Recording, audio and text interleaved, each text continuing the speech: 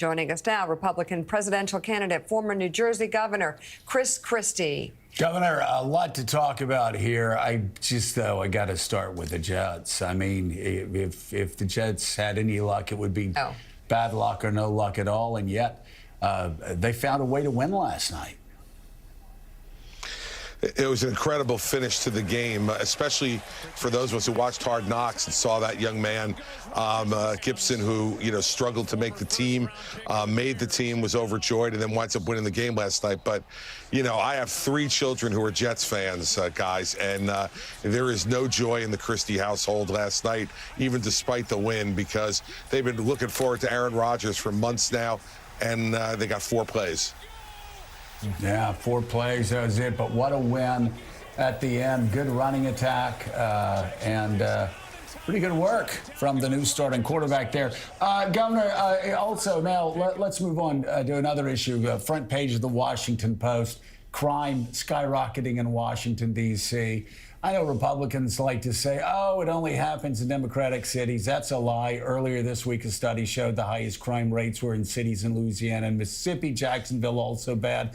But, man, it's horrible in West Coast cities. It's tough in Philadelphia, where cops keep quitting. And it's especially bad in Washington, D.C., where D.C.'s even going against crime rate. Carjacking's up 110%. Murders up 26, 27, 28%. Property crime skyrocketing. There's no accountability. No accountability. What is going on, not only in D.C., but in all of these other cities, and also, my gosh, in red states like, in cities like Jacksonville or Monroe, Louisiana?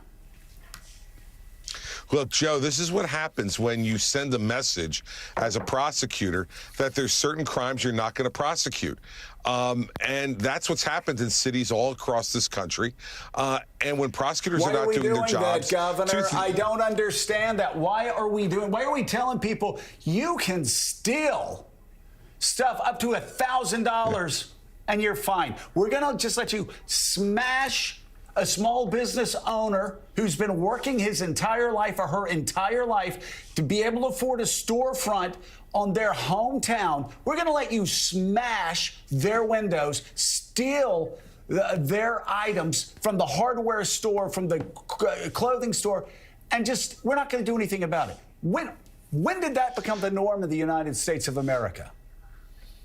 It became the norm in the United States of America when there were a number of cities which elected George Soros-sponsored prosecutors who said that somehow prosecuting this kind of crime is unjust. And what's unjust is the quality of life that you're seeing. And it spreads beyond just those cities, Joe, because criminals all over decide that they're going to take this into their own hands. I don't think the George Soros prosecutors in Monroe, Louisiana, or Bessemer, Alabama, or Jacksonville, Florida. No. I mean, those are the highest crime rates in America. There are not, Joe, but what happens is when the major cities, San Francisco, Los Angeles, Philadelphia, Chicago, New York, set this tone, it spreads everywhere. And that's what's going on. And what we need is to refocus ourselves on quality of life crimes in this country.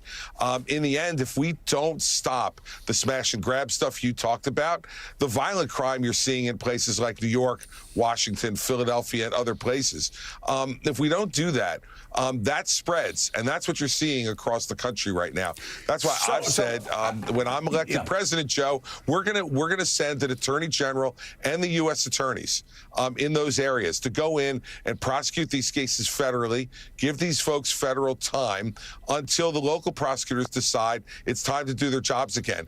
And that'll be done on the numbers, Joe. If your district in your city is not doing it, then the feds are going to come in and take it over for a period of time. Well, and by the way, why aren't they doing it in Washington, D.C.? They actually have. They fund Washington, D.C. They have the ability to do it in Washington. I want to expand it out, though. You're a prosecutor. If some left-wing progressive prosecutor in San Francisco is doing something some way in San Francisco, you wouldn't do it that way in Jersey. So my question is, I really don't think the Jacksonville prosecutors are following George Soros. Same thing with Monroe, Louisiana, and Bessemer, Alabama. Now, I'm not saying that left-wing progressive prosecutors who want to talk about it and figure out the underlying causes of the house burning down before stopping the house from burning down? I'm not saying they're not the problem. The house is on fire.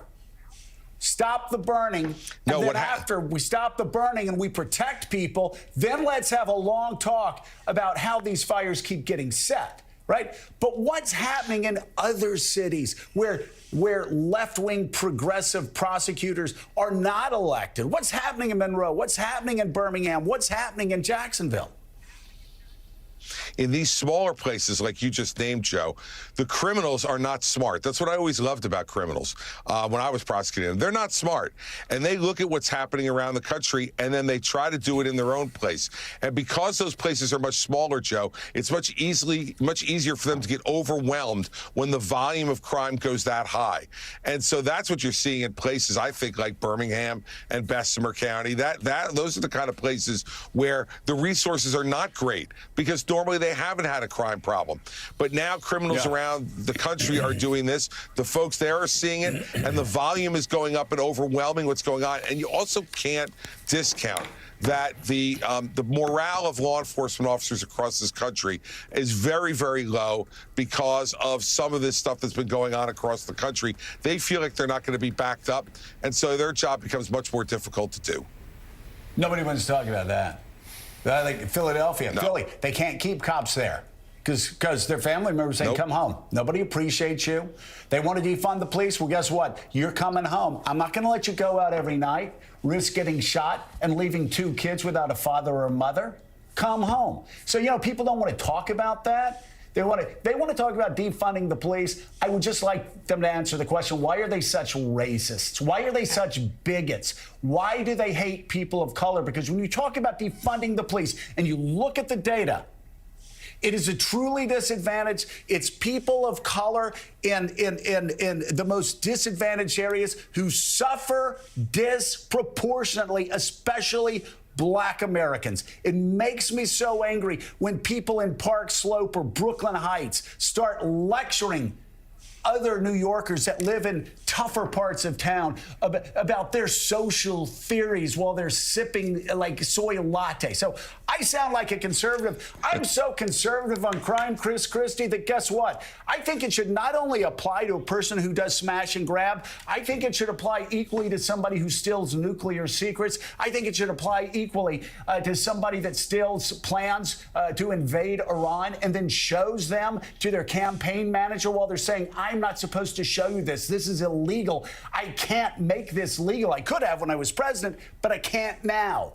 So, Chris, Governor, I want to know, why are these same Republicans and conservatives that are so worried about crime, like I am and you are, why don't they give a damn when the President of the United States does it?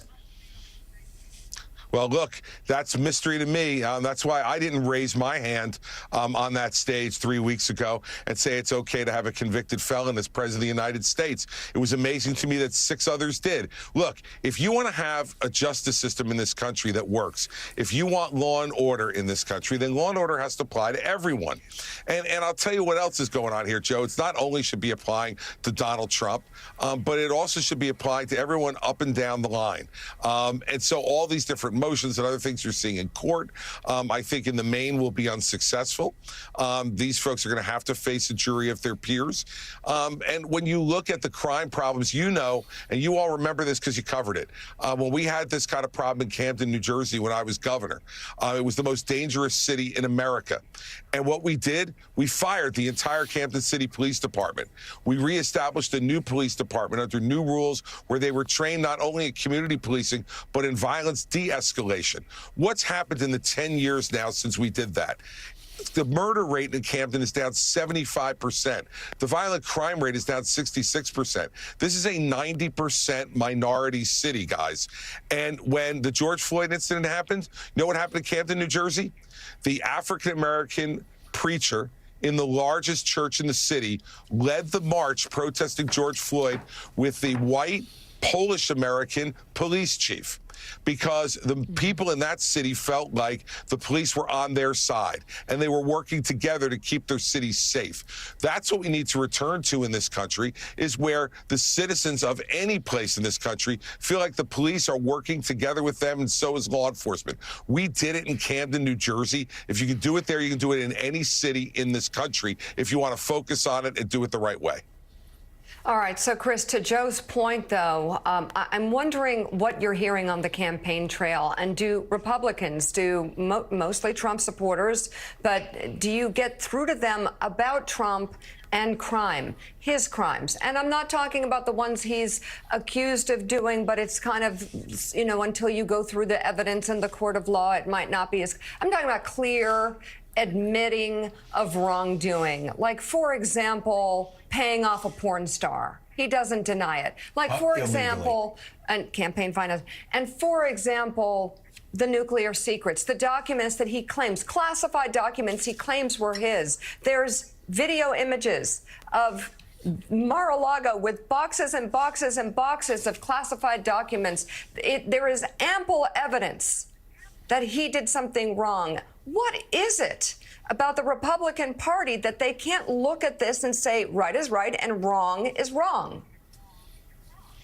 Well, look, Mika, that's why I'm out here fighting the fight that I'm fighting. I was in Rye, New Hampshire last night doing an event with former United States Senator Scott Brown and his wife, Gail. We did a town hall meeting together here in New Hampshire. And what I spoke to people about is the conduct that underlies these criminal charges.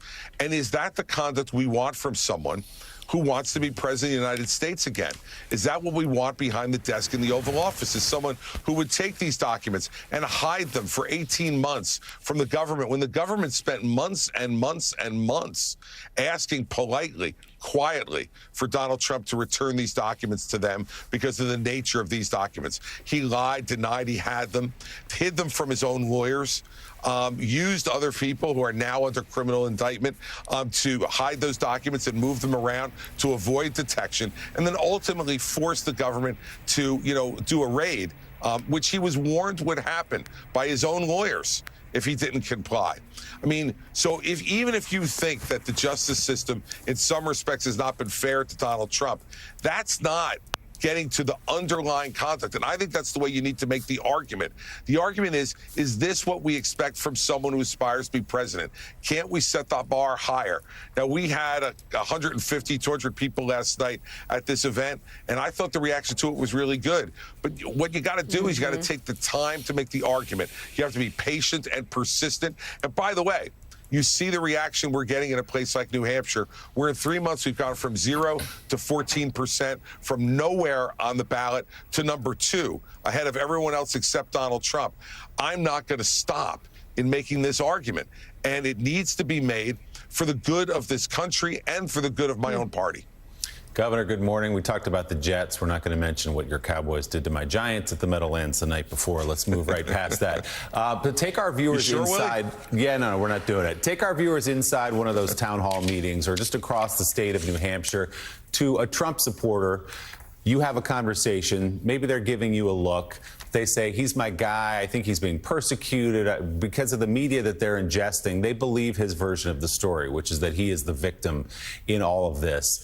How do you get through to a voter like that who is riding with Donald Trump until the end?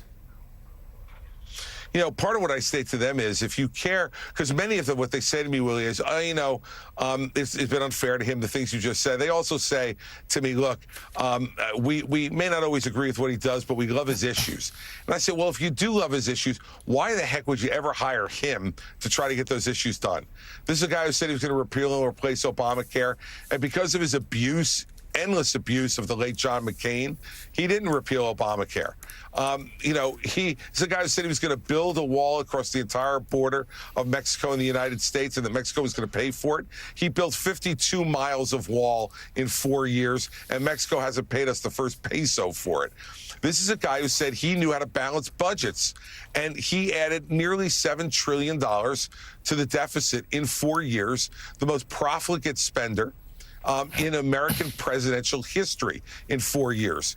That's what I talk to them about and say, look, if you care about those issues, educational freedom. He didn't do a thing to try to increase educational choice in this country, despite having one of the most pro-educational choice education secretaries in the history of this country. He did nothing to advance it. He did nothing to improve the immigration laws in this country. So I go through those issues with them and talk to them about the things they say they care about.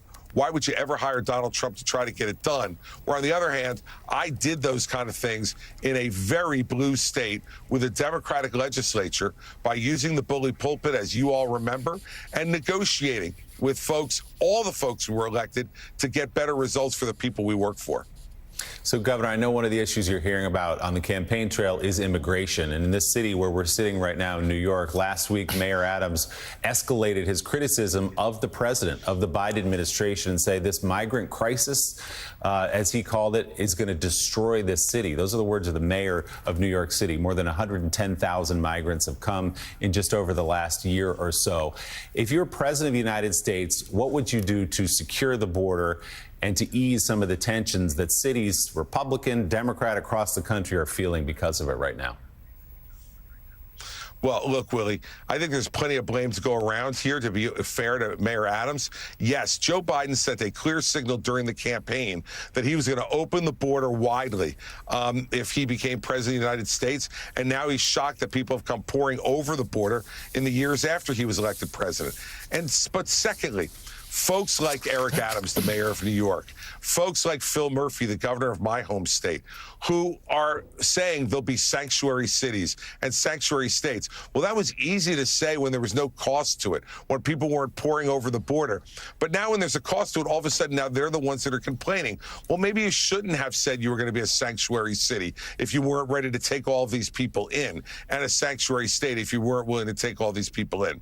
Look, the biggest problem we have at the border is not only the people who are coming over, but the fentanyl that's coming over. 110,000 people in this country died of overdoses last year, Willie.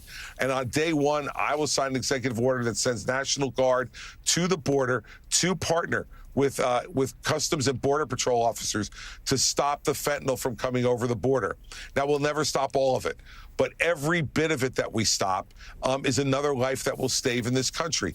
Next, we also need to go after the Chinese on this. The Chinese are sending the precursor chemicals to Mexico and the Mexican drug cartels in order to make the fentanyl that they're sending over to kill our citizens. China cannot get a free pass on this. And Joe Biden's done nothing about that issue as well. And Donald Trump did very little about it. In the end, we need a president who understands that these things are all interconnected and that we have to work together to do that. But you have to be aggressive. And by the way, Joe Biden's rhetoric on this during the campaign was reckless. I said so at the time, and it has led to causing this. But so has been the rhetoric of mayors and governors around this country who have called themselves sanctuary cities and sanctuary states, playing to the grandstand. And now those cities and their citizens understand what those reckless policies have led to. Governor Christie, good morning. There is new reporting today that House Speaker McCarthy is going to endorse the idea of an impeachment inquiry into President Joe Biden. It's not quite clear if he has the votes, but there's a sense that if he were to secure as many, that would lead beyond an inquiry to impeachment. Do you think that is an appropriate step for your fellow Republicans to take? Look, what I've said is there is a lot of smoke around the Hunter Biden and Joe Biden business relationships, and we need to have a thorough investigation of it. I hope it happens on two levels. I hope Congress uses its oversight capability to be able to do those investigations, and I hope that the special counsel, now completely empowered, will do that as well. He needs to reestablish his credibility after the ridiculous deal that he signed off on for Hunter Biden, which he's now backed off of because a judge forced him to back off of it. But I don't see evidence yet that would support impeaching Joe Biden. And I think we're cheapening impeachment by doing that kind of thing. I criticized Democrats for doing that over the Ukraine issue a number of years ago on impeachment. And I don't want my party to fall a victim to the same thing.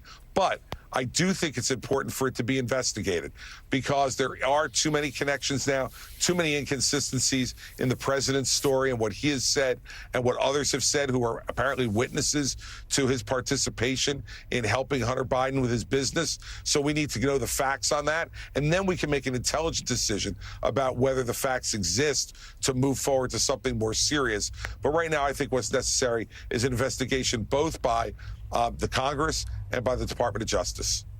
Governor, in a couple of weeks, I assume you're going to be heading out to California to be on the debate stage again.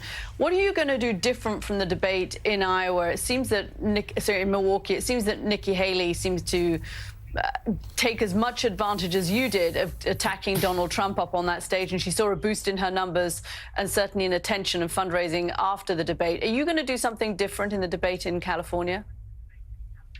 No, I'm not going to do anything different, Katty. And we've done very well in the aftermath of the debate. We're now tied for second nationally with Ron DeSantis in the latest Rasmussen poll. And we're clear of everyone else in second place in New Hampshire. And that's all polling that's been done after we performed the way we have in the debate a few weeks ago in Milwaukee. So I'm glad that Nikki said some of the things she said regarding Ukrainian policy. And I agree with her on that. But I don't agree with her when she raised her hand and said that she would, in fact, support someone who had been a convicted felon for president of the United States. I don't think you can act as if you're being critical of Donald Trump and say that that kind of conduct is acceptable. So she's going to have to decide where she is on all of these issues. But she did a good job in the debate. I give her credit for that. I think we did very well also, even getting asked a UFO question. So I think we did fine. We're going to continue to do what we do at these debates. I'm going to look into the camera. I'm going to answer the question that's asked.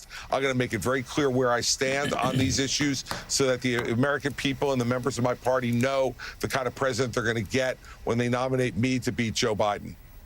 So let's talk really quickly in closing about Nikki Haley's position on abortion, which, strangely enough, Vice President Mike Pence said was a lack of leadership when she said we should work towards consensus. We should work toward compromise. I mean, that's not weakness. That's what leaders do.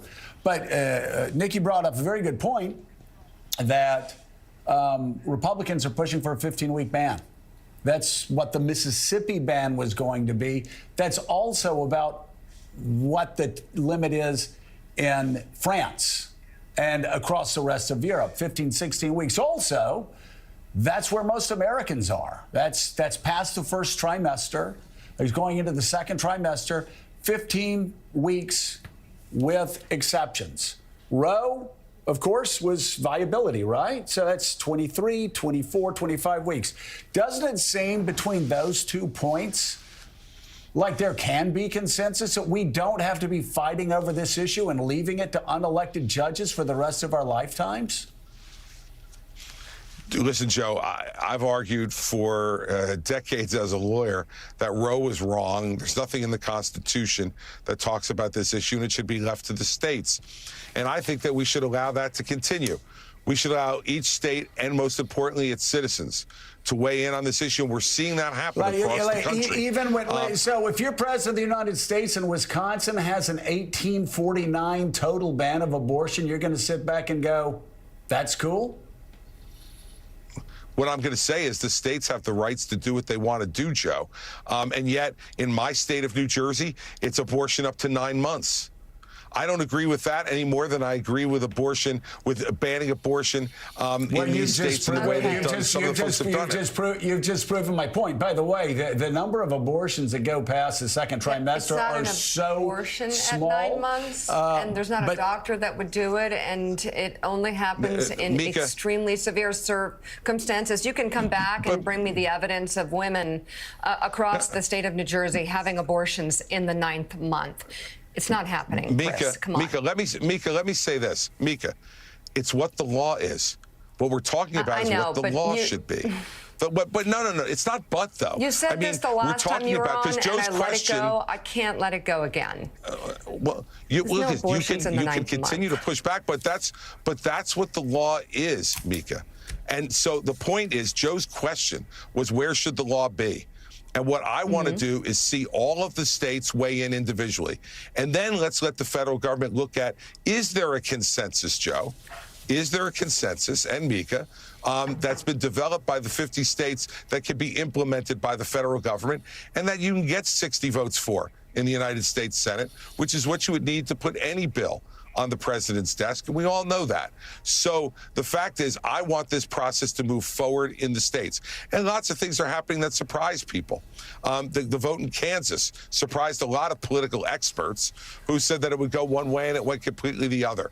And we've seen that in Ohio as well. We've seen it in other places where folks thought the vote was going to go one way and it went totally differently. So I want to put this in the hands of the people of this country and out of the hands of the politicians. Let them decide each state, and then let's see if a consensus develops. If it does, then the federal government can get involved. But first, let's let the states do what they should be doing. And my point on contrasting New Jersey to, let's say, Oklahoma, is that there is a diversity of opinion in this country. And so let's honor the diversity of that opinion, and then let's see if a consensus can be formed by all 50 of the states. That's the way the founders wanted these things to be handled, if they didn't mention it specifically in the Constitution. And I think that's the way we should handle it. All right, we'll continue this debate later. Former New Jersey governor and 2024 Republican presidential candidate Christie, thank you so much. Thank you. Greatly appreciate it. All right, good to have you on.